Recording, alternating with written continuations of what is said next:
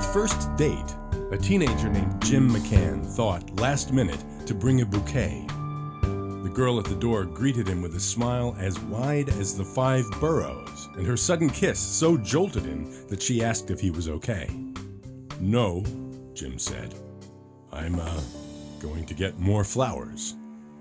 Jim and his siblings grew up hoisted on scaffolds, working for the family painting business that operated out of his grandmother's house in South Ozone Park. But his thoughts ran to other careers, possibly with the police, or in retail sales, where he worked for a year in a local clothing store. After a few false starts, he enrolled at John Jay College, majoring in psychology. It was a school that would take me. I'd been suggested that I leave a couple of other colleges before I found my way here. Some of them at great force, where they escorted me to the edge of the campus and say, seek your education elsewhere. While working weekends as a bartender on the Upper East Side, in his words, an Irish-American genetic requirement, a chance conversation with a customer and friend landed him his first career, managing the St. John's Home for Boys in Far Rockaway, Queens. And frankly, I was horrible at the work. But it was run by an order of priests and brothers, and the fellow who ran the home refused to let me quit when I went to him and told him I had to leave, because I was either going to cause somebody to be hurt, get hurt myself. I was terrible at it. And he taught me about forming relationships. And at the end of the day, what I realized, in spite of the fact that these are tough guys, these are the kind of kids I don't want you to meet when you come to visit us in New York. These guys are so tough, they had hair on their teeth tough.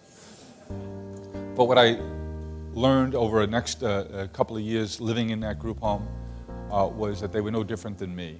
I grew up very close to where some of them grew up, but it was worlds apart. And the world apart part was that they wanted the same things I did. Corny as it may sound, they wanted to feel comfortable. They wanted to know what the rules were. They wanted to love, and they wanted to be loved. And that's what I wanted, and it was how you broke through all the other junk to get there that mattered. Then, a second conversation in the bar changed Jim's life. A customer of mine owned a flower shop across the street, told me he was going to be selling it to pursue a different career. I thought, flower shop, retail, I always worked in retail as a kid. Seems like a nice business. There was no big player in it.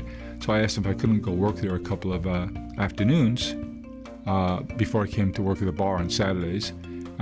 He said, why? I said, well, maybe I'm a buyer. And so I went and worked a few Saturdays there. I said, geez, I do like this. And I sold one of the houses I just bought and fixed up and I was going to rent out to get the money to buy that first flower shop. So I had my full-time job at St. John's.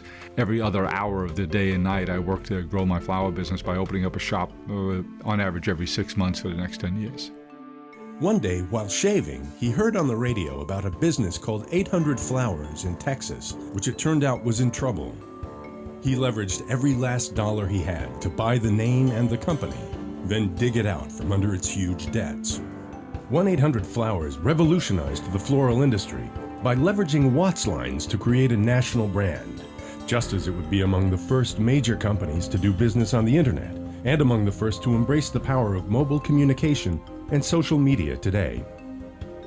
From its start, with 4 workers in a flower shop, it now employs more than 5,000 and generates more than $1 billion annually by delivering smiles for tens of millions of customers through its signature floral gifts, as well as a broad range of iconic gourmet food gift items.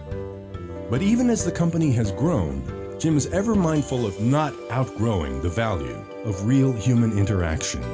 Under Jim's leadership and that of his brother Chris, 1-800-Flowers president, the company gives back to communities by battling hunger, supporting veterans, and creating meaningful work for developmentally disabled adults, fostering greening initiatives, and funding education and business skills at all levels. Internally, the company thrives on the free flow of ideas to give people credit where it's due. Every new employee at 1-800-Flowers soon learns the story of Mrs. Williams' bouquet. At a nursing home, a 1-800 florist was making his last Mother's Day delivery. Upon seeing him, a woman resident named Mrs. Williams absolutely lit up and asked if the bouquet he brought was from her children. The florist looked at the slip and told her, unfortunately, no, they were for another resident. Seeing her crestfallen, he took the last remaining bouquet from his truck, meant for his own mother that night, and brought it to her. He apologized for his mistake. These were Mrs. Williams' flowers after all. She gave him a smile as wide as the 5 boroughs.